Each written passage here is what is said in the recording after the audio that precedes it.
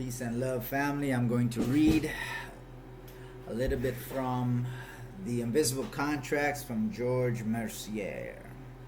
This is page 211. He's talking about how during the wars, in the time where the United States of America, they were going broke, trying to fund the wars they were getting into, and their resources were basically being exhausted.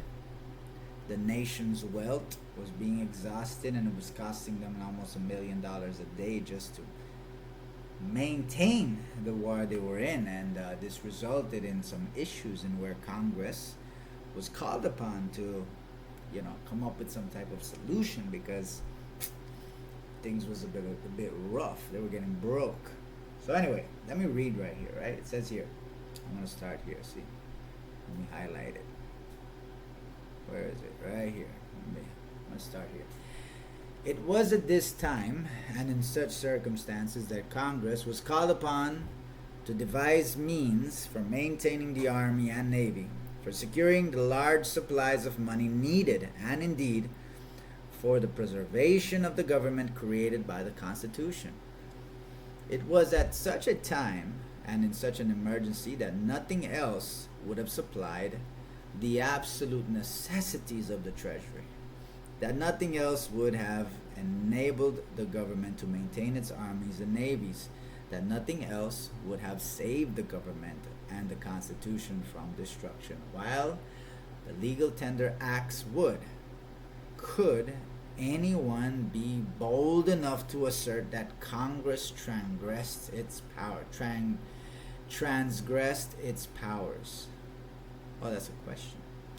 Or, if these enactments did not work these results, can it be maintained now that they were not for a legitimate end, or appropriate and adopted to that end?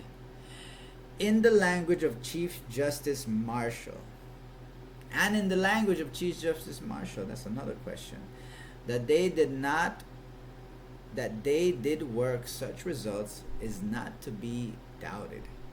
Something revived the drooping faith of the people. Something brought immediately to the government's aid the resources of the nation, and something enabled the successful prosecution of the war and the preservation of national life.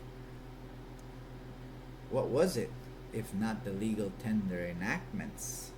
So he's basically saying that right here, this is from Knox versus Lee, that the nation was going broke. They didn't have any resources anymore to sustain their wars, their defenses, their offenses, everything they needed for that. They didn't have it. So they had to come up with a solution, and the solution was that of legal tender, which was to move from a gold-based standard, because they didn't have any more gold to pay with. They already owed everything, and they already had given that up. So therefore, what else was there to get? What else was there to offer in exchange for supplies, if not by the use of the Legal Tender Act, in where they use credit instruments, bonds and bills, right? So let's read on. I think it'll get interesting now. As a point of beginning, Article 1, Section 10 limits itself to the states, because it says no state shall, and not to the Congress. The statutes can no longer declare what shall be money or regulate its value. This is again from Knox versus Lee, 1871. Protesters trying to argue, and he's talking about tax protesters, I believe. Protesters trying to argue that Article 1, Section 10 restrains the Congress, meaning something directly contrary to what is written, is considerable foolishness. The records of the Federal Convention of 1787 from Yale University Press, New Haven, 1937. I believe this is he's just giving us resources to go check that out. He's also saying go check out the federal taxing power as a means of establishing a unified banking system. Notes legislations from the Harvard Law Review, 1932. Quote, it is absolutely essential to independent national existence that government shall have a firm hold on the two great sovereign instrumentalities of the sword and the purse, and the right to wield them without restrictions on occasions of national peril. In certain emergencies, government must have at its command not only the personal services, the bodies and lives of its citizens, but the lesser, though not less essential, power of absolute control over the resources of the country. Its armies must be filled, and its navies manned by the citizens in person.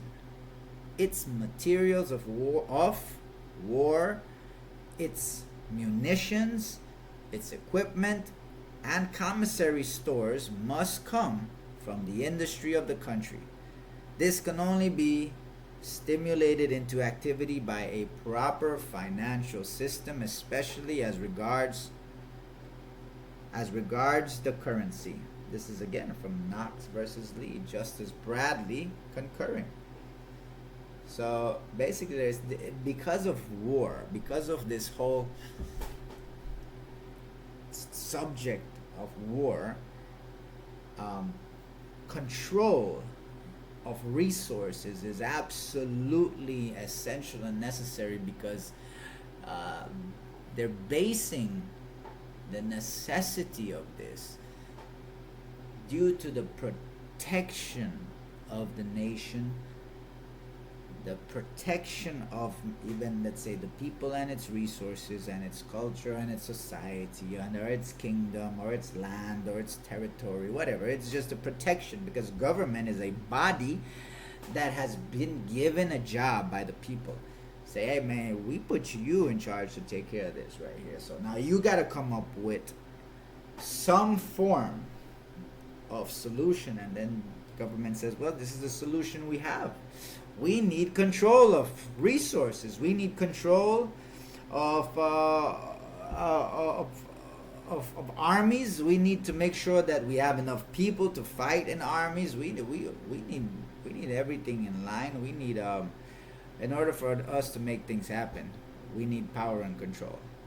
Okay.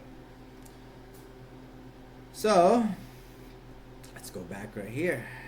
It says here the powers. I'm right here. See. The power of Congress over interstate commerce is complete in itself, may be executed to its utmost extent, and acknowledges no limitations other than are prescribed in the Constitution. This is from the United States versus Darby, 1940. Remember the legal tender statutes were born in the fires of the Civil War, when there was a great exigency and importance associated with the idea of raising a lot of money very quickly. Yet there were also disagreements on the floor of the Congress, and reservations were expressed then as to the constitutionality of the purpose of the proposed paper money that would be in circulation, or that would be circulating. Quote, the sum of the whole argument has been made in favor of the constitutionality of the power of Congress to declare the Treasury notes contemplated by this bill a legal tender in payments of all debts, public and private, may be stated in these three propositions. First, Congress may declare these notes as legal tender because it is not inhibited. Secondly, Government must maintain itself, and Congress may exercise all the powers and adopt any measure it judges necessary for that object. Thirdly, that the power to declare these notes a legal tender is a means necessary and proper to the full execution of the power to regulate commerce. Right? Regulate commerce. This is extremely, extremely important to listen to those words right there and take that into consideration today. Let's move on. This provision is an expedient, is as expedient as it is unconstitutional. It is a legislative declaration of national bankruptcy. It is saying to the world that this government is unable to meet its obligations at their real value and must compound with its creditor at a discount. This provision attempts the impossible thing of giving to paper the value of gold. Isn't that interesting? I like how he puts this. I like these people are putting this in very, very clear words. This provision attempts the impossible thing of giving to paper the value of gold. And I think they kind of did in the minds of the people. People really do think that paper is like gold. And people even think as far as gold is more valuable than labor. Representative John Crisfield of Maryland, in a speech in Congress on February 5th. This is okay. This was said in this day right here, 1862. So I'll be reading here now. Edwin Vieira represented Richard Solium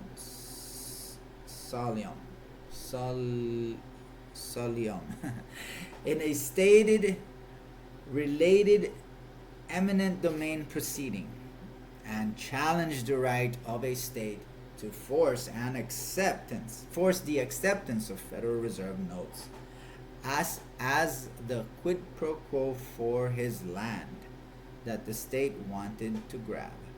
Edwin Vieira argued the monetary disabilities of Article 1, Section 10 in an action against the state, which at least is a correct point of beginning. A lot more than what I can say for tax protesters throwing Article 1, Section 10 arguments at the Congress. Edwin Vieira also wrote a book discussing the monetary powers and disabilities of the United States Constitution. See Pieces of 8 by Edwin Vieira Jr. From 1983. You lawyers use that license of yours as a tool to impress and intellectually intimidate people. And since that is your standard, I would then hold you to it and order your disbarment if I had any supervisory jurisdictional interest in your license. Just like Jerome Daley from Minnesota was once suspended from the practice of law for his flaky money arguments in the Justice of the Peace Court for Credit River, Minnesota in December 7, 1968. Jerome Daley once scored an impressive victory before a jury on what was largely a stipulated factual setting of failure of consideration on a $14,000 mortgage that Jerome Daley had defaulted on. Seemingly, he was off to a good start, but a continuing series of rebuffments later on before judges cast his money arguments off on an illicit tangent. And when he refused to back off, his license was suspended. Can't be messing with their money, man. They're gonna take your license away to make money. He got a license meaning that he's accepting benefits and privileges because that license gives him permission to use legal tender Federal Reserve notes. So he's trying to argue against it. So that means, okay, so you don't want to use these legal tenders, or you don't agree with it. Well, you can't have permission to use it then. Fuck you, you know what I mean? Anyway, so when I advocate for, I'm reading right here, see? When I advocate, folks, taking cognizance means jurisdiction, or jurisdiction or acknowledgement, taking cognizance of the fact that the king has many different independent sources of jurisdiction to pull from in order to justify the existence of the Federal Reserve Board, and those paper notes that his legal tender statutes have designated to be his currency, please do not construe that with any philosophical inclination on my part that might appear to favor the king issuing out such paper-based circulating instruments that excite gremlins so much in elevated excrement ecstasy. I am different from protesters only in the limited sense that I always evaluate both sides of an issue before throwing something at a judge. Refusing to badmouth adversaries does not mean that you agree with them philosophically, nor does it inferentially suggest that one is in alignment with the adversary's objectives. Refusing to badmouth means no more than realizing that the true remedy for correcting these currency torts will not lie in a courtroom. Therefore, by examining the case from the adversary's perspective, frequently I uncover real error in positions taken by protesters. But by examining the case from the king's perspective, that does not mean that I am sympathetic with the king's modus operandi or his objectives.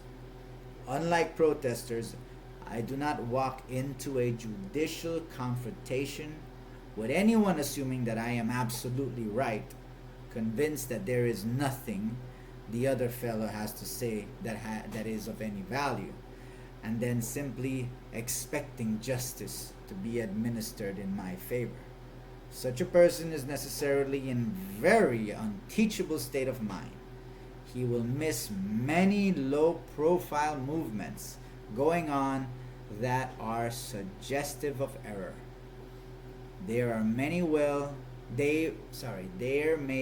very well be some error in my position that I did not see or understand the significance of.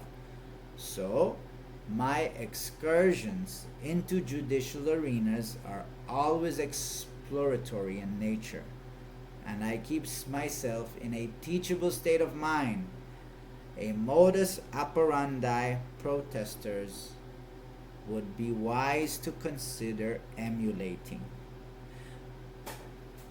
So basically what he's saying is that, look, when he goes into one of these judicial settings or arenas, he's not going in there acting like he knows stuff. He's going in there, on a teachable mindset, meaning that he's willing to listen to the other side. And I think what that also means is that it puts you in a position where you're gonna want to ask questions, right? Because you're going in there as if you're not really sure of what's going on, but you're willing to hear them out, and by that you would have to ask some questions, and asking questions is always a good thing when we're going into that judicial arena. Some Federal Reserve, and I'm right here. See, this is where I'm right here. Some Federal Reserve protesters I know are planning to throw some novel protesting arguments at federal judges, having concluded that quoting constitutional restraints is unlikely to perfect judicial dissolution of a Federal Reserve system, and correctly so as a factual matter. These protesters have decided to step down one level and just cite judicial reasoning in an attempt to dismantle a small appendage of the Fed called the Federal Open Market Committee, or FOMC. By researching Supreme Court cases back in the 1930s, an era when judicial annulment of Nelson Rockefeller's social welfare lex means law, through his public nominee, implied FDR, was in vogue, these protesters intend to cite cases like Panama Refining Company versus Ryan. These are cases from 1934, 1935, 1936. So you gotta understand it. What he's trying to say right now, he's talking about protesters. He's about people who go to court saying, you know what, there is no law for me to pay taxes, so I'm not gonna pay taxes. So here are some case laws that said I don't have to pay taxes.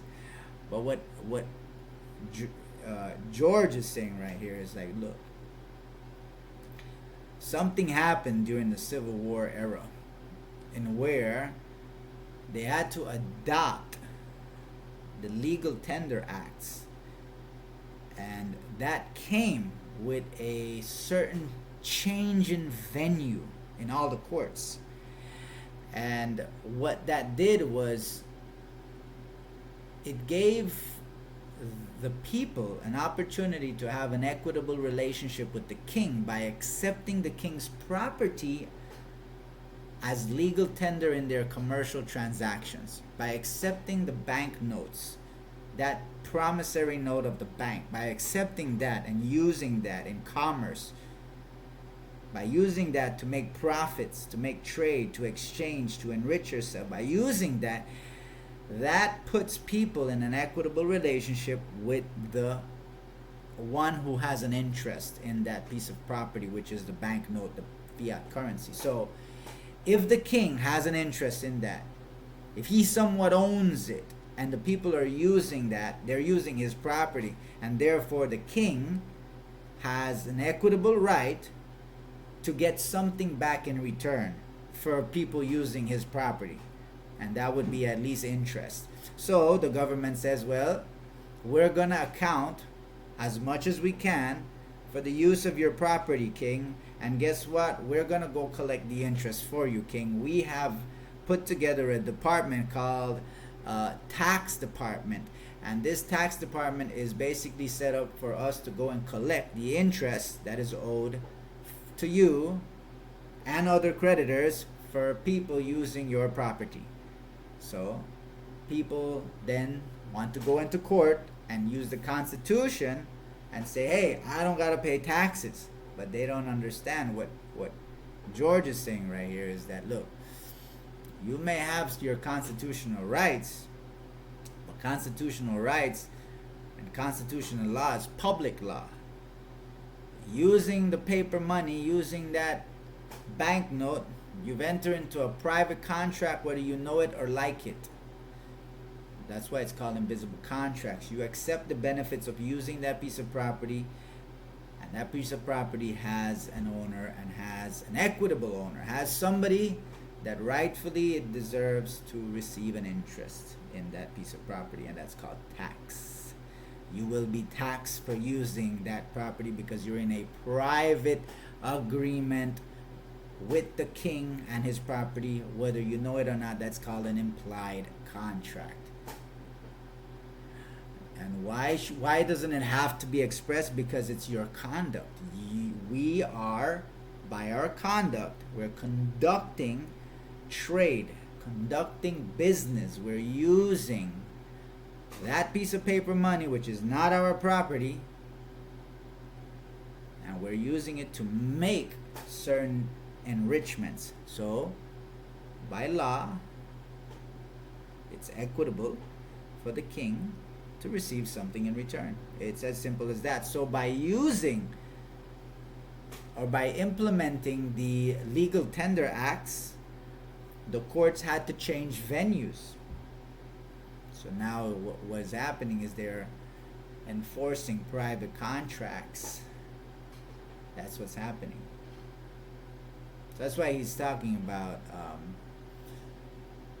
protesters trying to bring up constitutionality in court, and the court don't want to hear it. They're not going to hear constitutionality because the has the use of the fact that they're taxing your person for using property that belongs to somebody else. That's a right that the private creditor has reserved, and the court is there to enforce contracts, especially for a creditor.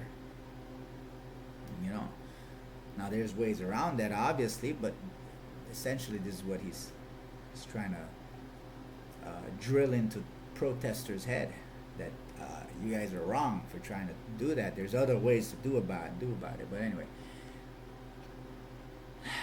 let's see here. And then pursuant to reasoning in those cases, argued that the delegation of regulatory commercial activities by the Congress to the non-juristic business association of some type is unconstitutional. Again, and the reason I mentioned earlier that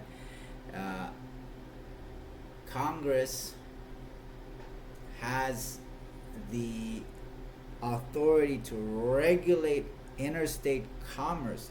Interstate commerce belongs to the king. The framework in which the legal tender is being utilized is a commercial framework, or it is to facilitate commerce, and that belongs to the king, and therefore they're going to take accountability, or accounts of each transaction in commerce, and they don't give a damn what is happening. You could buy another man, you can buy drugs, guns, it don't matter what the hell you buy. What they care about is that there is a use and through that transaction of a piece of property in which the king has rights to, and there's a taxation to it now. They just care about the tax. They don't give a damn about the other stuff. So by regulating commerce, they can now gain jurisdiction on anything. So that's why you can have like a victimless crime, right? There's nobody got hurt. You are driving without a license, and they give you a charge. Well,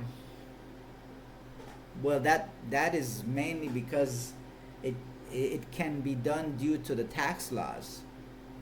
It's always a tax issue, like Gene Keating says. Anyway, let me read this and I'll end it. But would it be seriously contended that Congress could delegate its legislative authority to trade or industrial associations or groups as to empower them to enact the laws they deem to be wise and beneficent for the rehabilitation and expansion of their trade or industry? Could trade or industrial associations or groups of constituted legislative bodies for that purpose, because such associations or groups are familiar with the problems of their enterprise or their enterprises, and could an effort of that sort be made valid by such a preface of generalities as to permissible aims as we find in this National Industrial Recovery Act that the Supreme Court is about to run into the ground? The answer is obvious. Such a delegation of legislative power is unknown to our law and is utterly inconsistent with the constitutional prerogatives and duties of Congress. This is from Getzler poetry versus United States. Do you guys see how when they write, all their literature is like advanced? These people who are in authority and are quoted right here, these are judges, chief judges, senators. These people have a very good vocabulary. They know words. These people are very good in using words that normally you don't even hear in regular conversations, right? And the way they use words, look at, if you read these things right here, you'll notice how advanced their thinking is, because in the way in the manner in which they're describing um, or they're expressing themselves. Nowhere in the Constitution does it state that the Congress shall not delegate any of its regulatory powers over commerce to business associations, as there are numerous negative restraints and positive requirements deemed binding on the Congress, but nowhere appearing in the Constitution. Many are reasonably inferred as existing incidental to what the Constitution otherwise expressly mandates. By going after just a federal open market committee appendage within the Fed, and not the Fed itself, these protesters are emulating a successful modus operandi used extensively by gremlins themselves, by selectively hacking away at something here a little and there a little, slowly and patiently. Whether or not these protesters will ultimately succeed is inconclusive at the present time. There is some merit to their delegation question arguments as limited just to the Federal Open Market Committee itself within the Fed. And these arguments are not overruled by the other wide-ranging fundamental sources of jurisdictional fuel the king has to create the larger Federal Reserve. And for protesters searching for something to throw at the gremlin's enrichment Goliath, that's enough. I am concerned about whether or not these protesters can create a sound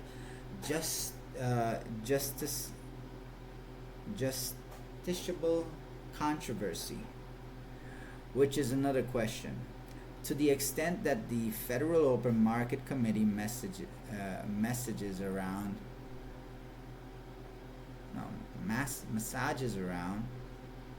and regulates with juristic force banks and related financial institutions, standing is necessarily limited to the affected parties absent an evidentiary presentation of the cascading train of damages originating within the inner sanctum of the FOMC that were eventually experienced by the plaintiff.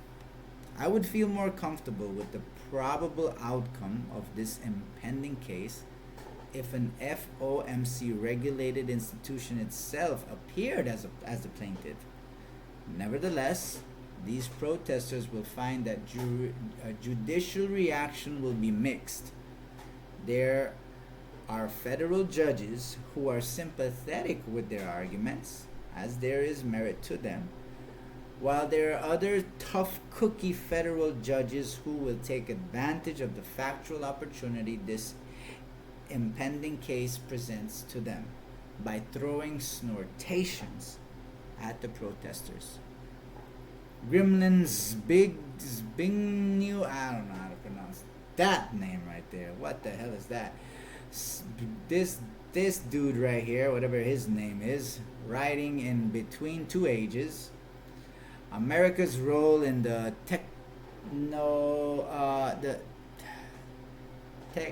technetronic age, once advocated that the fiction of sovereignty must be replaced with reality. Sounds pretty interesting. The doctrine of sovereignty created the institutional basis of challenging the secular authority of established religion, and this challenge in turn paved the way for the emergence of the abstract conception of a nation state sovereignty vested in the people, instead of sovereignty vested in the king. Was the consummation of the process which in 2 centuries preceding the French and American revolutions radically altered the structure of authority in the West and prepared the ground for a new dominant concept of reality. The nation state, as a fundamental unit of man's organized life, has ceased to be the principal creative force. International banks and multinational corporations are acting and planning in terms that are far in advance of political concepts of the nation state. But as the nation state is gradually yielding its sovereignty, the psychological importance of the national community is rising, and the attempt to establish an equilibrium between the imperatives of the corporate socialist Rockefeller cartels, the new internationalism, and the need for a more intimate national community is the source of friction and conflicts. This is from this guy that George refers to as a gremlin. His name is Zbigniew Brzezinski. I can't pronounce that shit. Not right now. It's too late for me to. Anyway, in between two ages, Americans roll and blah blah blah, whatever. So anyway, I'm gonna call it a night. I'm very sleepy. Well, guys, again, this is Invisible Contracts from George Mercier. You are welcome to Google this. This is a free PDF online. It's 584 pages. There are some shorter versions, but this is the full version, I believe. And this is a very very good book. This guy is very very good, and I highly recommend it to read over it. Get a dictionary. I actually have a lot of words that I've added to my list of words that I want to start using in my vocabulary. Obviously not in everyday conversation with regular people, because they don't know what the hell I'm going to be talking about. But obviously it's in when I write, when I am putting on paper my thoughts, and maybe one day write something. I don't know, maybe one day I might write a book, who knows. So I'm gonna use those fancy little words to describe what I want to say. But anyway, good night to every one of you. Thanks for tuning in, thanks for watching. I hope you like the information so far, and I hope you're using this to better improve your life in some way or another, or to better improve your self-worth and value, I guess. But anyway, peace and love to you all. Take care.